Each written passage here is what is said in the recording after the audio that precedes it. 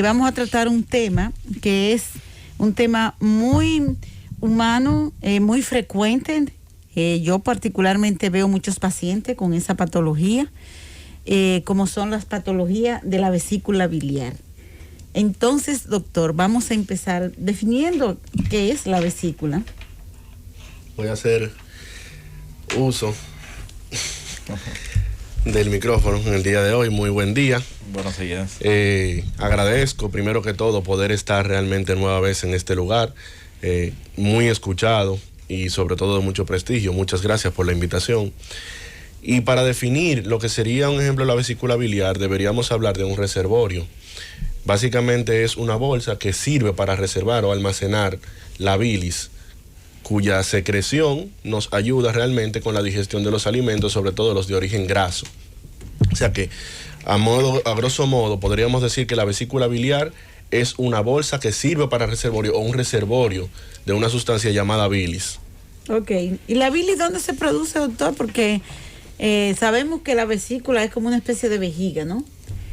Y que entonces la bilis la produce el hígado, ¿no? Exactamente, la bilis se produce en el hígado y se almacena en la vesícula biliar. Va a través de los conductos hepáticos, viaja a través del árbol biliar, o lo que conocemos como conductos biliares principales, y luego entonces pasa a través de los accesorios hasta llegar a la vesícula. Nosotros decimos que es básicamente la forma de llegar a la vesícula es de manera de flujo retrógrado. O sea, se almacena en todo el árbol biliar y luego entonces va llenando hasta que llega o refluye hasta la vesícula. Okay. ¿Y cómo puede ser afectado esto de la bilis? ¿Cómo? Más o menos, ¿cuáles son las causas, verdad, de una afectación que pueda sufrir la vesícula biliar? Bueno, tenemos muchísimas causas, pero las más importantes o las principales están muy asociadas sobre todo a la dieta, o sea, a la ingesta de alimentos de alto contenido graso. Y también hay otros orígenes como son, un ejemplo, genéticos. Personas que tienen trastorno de metabolismo de la bilirrubina, personas que tienen también trastornos del colesterol, o personas que tienen hipercolesterolemia también, que pueden ser tanto familiar, que sería el caso congénito, como adquirida producto de, como dije anteriormente, el alto consumo de alimentos de origen graso. Entonces, con eso usted está diciendo, doctor, que la vesícula, cuando se forman cálculos, ¿no?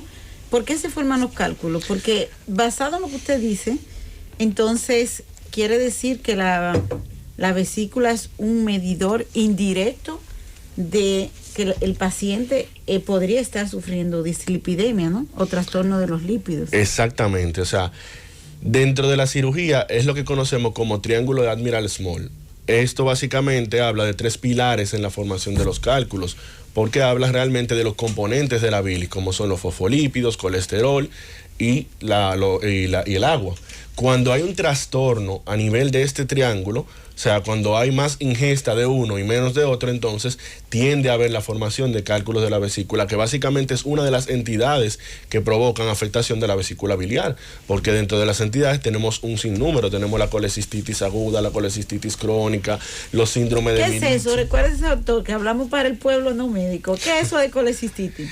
Cuando hablamos de colecistitis estamos hablando de la inflamación de la vesícula, que a diferencia de lo que muchas personas ven cuando tienen cálculos en la vesícula, que tienen dolor, pueden producirle lo que se llama un cólico biliar. Cólico biliar básicamente es el dolor que se produce al ser obstruido el conducto por donde drena la vesícula. Sin embargo, la colecistitis es una inflamación de las paredes de la vesícula que dista mucho del cólico biliar. El cólico biliar se resuelve con un antiespasmódico o un anticolinérgico, o sea, un fármaco para evitar la contracción de la vesícula. Sin embargo, la colecistitis tiene ya una gama de síntomas y signos, como son fiebre, dolor, muchas veces elevación hasta de la bilirrubina, que nos habla de que ya realmente estamos ante un trastorno muy diferente al que habitualmente podemos ver. ¿Pone en peligro la vida del paciente una colecistitis? Sí, puede ponerlo en peligro, sobre todo si el paciente se descuida. Y hay que hacer también la acotación de que muchos de los síntomas propios o de la colecistitis, a veces también de la misma colelitiasis, son confundidos, de hecho, muchos con trastornos gastroenterológicos, como son la gastritis aguda o la gastritis crónica también. ¿Qué síntoma da la vesícula enferma? Bueno, la vesícula enferma, el principal síntoma que da es dolor, sobre todo posterior a la ingesta de alimentos copiosos. O sea, cuando una persona tiende a alimentarse y a comer mucho, sobre todo de alimentos grasos, provoca un dolor que básicamente es incapacitante al paciente. Doctor, estamos, señores, conversando con el doctor Jorge Ellaime, de la clínica Rodríguez Santos. Cuando un paciente se opera la vesícula, o sea, y como la vesícula tiene la función de almacenar bilis, ¿verdad? ¿Qué pasa con esa bilis que la vesícula se supone que debe almacenar? Porque los pacientes preguntan, bueno, y entonces esa bilis, ¿qué pasa con esa bilis? Bueno, pasa lo siguiente, ya que perdió el reservorio, el hígado no deja de producir. Lo que pasa es que ya no va a guardar la bilis que se produjo anteriormente, sino que ahora una hormona que servía para la contracción de la vesícula y posterior excreción de la bilis hacia el tracto digestivo, ahora va a tener que esperarse que esa hormona actúe para que drene directamente desde el conducto colédoco y no esperar a que se guarde en la vesícula. O sea, va a seguir la producción de bilis, va a seguir llegando bilis al intestino, pero ya no en la misma proporción o la misma cantidad que anteriormente.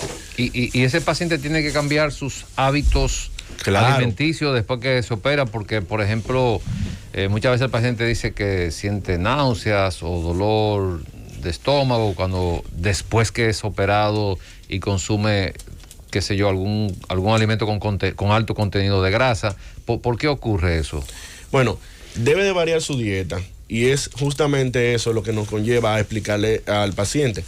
Debe de cambiar los hábitos alimenticios a modo de ingerir menos contenido graso. O sea, uno les explica a los pacientes, bueno, ya que usted es operado y perdió su reservorio de bilis, es necesario que disminuya la ingesta de grasa y también la ingesta de sales.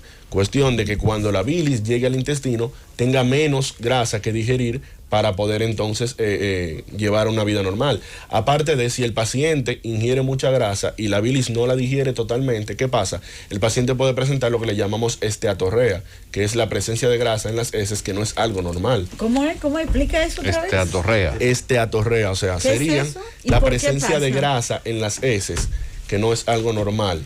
Un ejemplo, el paciente, le hicimos la colecistectomía, que como se llama el procedimiento para quitar o extirpar la vesícula, y cuando el paciente ingiere alto contenido graso, como no produce bilis en cantidad suficiente, al igual que cuando estaba reservada en la vesícula, la grasa se va a digerir parcialmente. O sea, si hay 10 gotas de grasa, vamos a digerir 5, pero 5 van a quedarse sin digerir completamente. Esa grasa va a seguir todo el tracto digestivo hasta llegar entonces a la deposición del paciente. O sea, cuando el paciente va al baño a evacuar. Y entonces, doctor, discúlpeme que lo interrumpa, esa grasa que aparece en las heces fecales de ese paciente, esos pacientes que, bueno, no se quieren someter probablemente a un estilo de alimentación sano, a hacer ejercicio, y usan medicamentos para evitar la asimilación o la absorción de las grasas, y por ende van a presentar lo mismo que usted acaba de comentar, grasa en las heces fecales. ¿Eso produce algún daño en ese tipo de pacientes? Realmente no hay una literatura que nos hable de que la esteatorrea produce algún daño. Más bien es una molestia al sentirse, sobre todo cuando quedan restos, que el paciente se siente incómodo al caminar, siente realmente sus partes íntimas un poco diferentes y no se siente cómodo. Okay. Pero con esto no queremos decir como, bueno, ya quédate así, porque realmente cuando tenemos un paciente con esta dificultad a nivel intestinal, hay cambios en la flora producto del alto contenido graso. O sea, no es conveniente. Okay. Entonces, doctora, adelante, doctora. Cuando un paciente le extirpan la vesícula, ¿no? Entonces, esa bilis, ¿para dónde corre? La bilis realmente ya no tiene dónde almacenarse, sino más bien que disminuye la producción, solamente para adecuarse a las necesidades del paciente. Por ende, el paciente debe adecuarse ya a las necesidades de su cuerpo propiamente. Doctor Jaime, la cefalea, el aturdimiento y el dolor en la parte de atrás en la parte de la nuca, ¿se puede relacionar con algún mal de la bilis? Son síntomas que no vamos a decir que están directamente relacionados. Pueden aparecer, pero no son los síntomas más frecuentes. De hecho, ni siquiera nos llevan a identificar propiamente que tenemos una patología del árbol biliar. Ok, o sea, no obstruye nada el no funcionamiento de la bilirrubina, o sea, de la bilis más bien. Bueno, el funcionamiento de la bilis, como dije anteriormente, justamente es para la digestión y absorción de las grasas. De hecho, si no tenemos bilis, incluso podríamos hasta tener trastornos de la coagulación. Okay. Doctor, como dice el disco de Juan Luis Guerra, se me sube la bilirrubina. ¿Por qué a algunos pacientes con problemas de vesícula se les sube la bilirrubina? Oh, eso es sencillo. Para que se forme la bilirrubina tendríamos que hablar realmente de la destrucción del glóbulo rojo, para ponerlo de una forma más llana. Al destruirse el glóbulo rojo, ese detrito que se forma pasa a formarse como bilirrubina indirecta. Cuando aumenta la bilirrubina indirecta, aumenta también la formación de cálculos. Si uno de esos cálculos obstruye la vía de salida principal, que es el colédoco, entonces empieza a haber acumulación de esa bilirrubina a nivel hepático y pasa a lo que le llamamos sinusoides hepáticos, o sea, pasa ya del canalículo a el sistema sanguíneo y por ende se ve elevada la misma bilirrubina. Ok. ¿Y por qué algunas personas que la extirpan la vesícula siguen refiriendo dolor cuando ingieren? Es muy frecuente, yo lo recibo con mucha frecuencia, que dice, bueno, yo me operé justamente porque cada vez que comía Baja un poquitito el micrófono para que puedas recoger mejor. Me dolía el estómago y sin embargo ahora sigo igual. ¿Qué pasa ahí? Eso es por la alta asociación que hay entre trastornos de la vesícula, que puede ser colecistitis, pero más frecuentemente colelitiasis y gastritis crónica. Los pacientes que han de ser sometidos a una colecistectomía, ya sea abierta o convencional, o laparoscópica, o como se conoce comúnmente en la calle como láser, deben ser evaluados previamente por un gastroenterólogo y realizársele una endoscopía, porque muchos de esos pacientes que sufren de trastorno de la vesícula también sufren concomitantemente con trastornos del sistema gastrointestinal, más específicamente gastritis crónica. Y esos pacientes muchas veces van justamente con esa clínica: doctor, ya me extirparon la vesícula, me la sacaron, pero todavía persiste el dolor. El dolor ya no es por la patología de la vesícula, el dolor es propio de la gastritis que tiene, que no ha sido resuelta. Doctor, discúlpeme que le interrumpa. Mire, debo aclarar algo que usted mencionó cuando habla de lo que es láser en un paciente que se hace laparoscopía.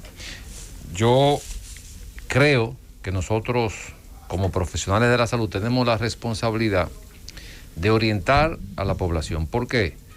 Porque eso que te acaba de decir me llegó rápido, porque recibo pacientes que se quieren hacer, por ejemplo, una radical de próstata o una nefrectomía por un tumor de riñón, que se quieren operar con láser. Entonces, yo le comento que en ese tipo de procedimiento no se usa láser, lo que se usa es laparoscopía, y le explico cómo es el procedimiento de laparoscopía y se lo muestro.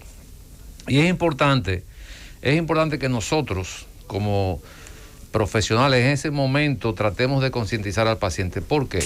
Porque cuando operamos un paciente por vía laparoscópica quiere decir, para los que nos están escuchando, que la cirugía se hace por unos orificios pequeños, no hay que hacer una incisión amplia. En la mayoría de esos procedimientos no se usa láser, Si el pueblo o quien sea habla de láser, hay que decirle que no. ¿Por qué hay que decirle que no se usa láser en ese procedimiento? Porque ese paciente que es operado por vía laparoscópica, o sea, por esos orificios pequeños, dice que el médico le dijo que lo operó con láser, entonces el médico va a quedar mal, porque probablemente ese paciente hace un comentario delante de otro médico y va a decir, bueno, pero ahí no se usa láser. Sí, pero el médico me dijo que era con láser. Entonces, los términos no es tan fácil, lógicamente, vamos a decir, concientizar a un paciente de lo que es láser o lo que no es láser, pero es bueno explicarle y es bueno también hacerle saber a la población, porque esos malos entendidos o esos términos mal empleados pueden traer alguna situación con el paciente de mala interpretación con el médico, que me dijo que me iba a operar con láser, pero no fue con láser. Entonces sí, esa parte es buena aclararla, que no se usa láser, que lo que se hace es que se hace por orificios pequeños, que no se hace una incisión amplia como se hacía anteriormente. Muy bien.